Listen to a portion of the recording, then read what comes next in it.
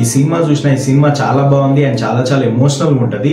ఈ సినిమాకి 2014 నంది అవార్డు వచ్చింది అండ్ చాలా గట్టి కంటెంట్ ఉన్న సినిమా అని చెప్పొచ్చు.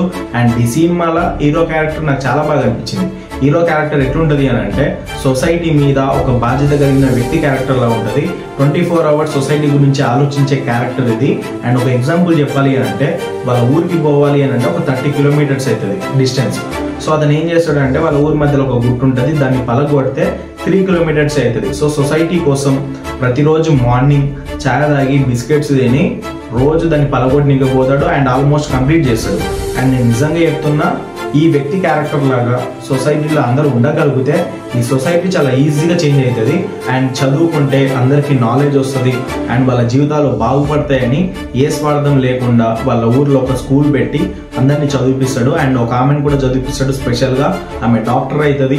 ఆమె ఎన్ని కష్టాలు ఫేస్ చేస్తుంది అంటే ఎన్ని కష్టాలు వస్తుందంటే ఆమెకి మీరు కూడా అనుకుంటారు అరే ఇలాంటి కష్టాలు ఎవరికి రావద్దు అని కూడా అనుకుంటారు. అండ్ నేను ఎందుకు ఇంత అయిపిస్తున్నా అంటే ఇది ప్రతి ఒక్కరు చూడాల్సిన సినిమా. అండ్ ఈ సినిమాని చూస్తే చదువుకున్న వాల్యూ తెలుస్తుంది. అండ్ ఈ సినిమాలో ఉన్న హీరోకి మాత్రం మీరు చాలా బాగా కనెక్ట్ అవుతారు. అండ్ మీరు ఎవరైనా ఇంకా ఈ సినిమా చూడకపోతే ఈ సినిమా పై కింద కామెంట్లో పెడతా, ఈ సినిమా లింక్ నా బోడ్కాస్ట్ ఛానల్లో పెడతా, మీరు ఒక్కసారి చూడండి.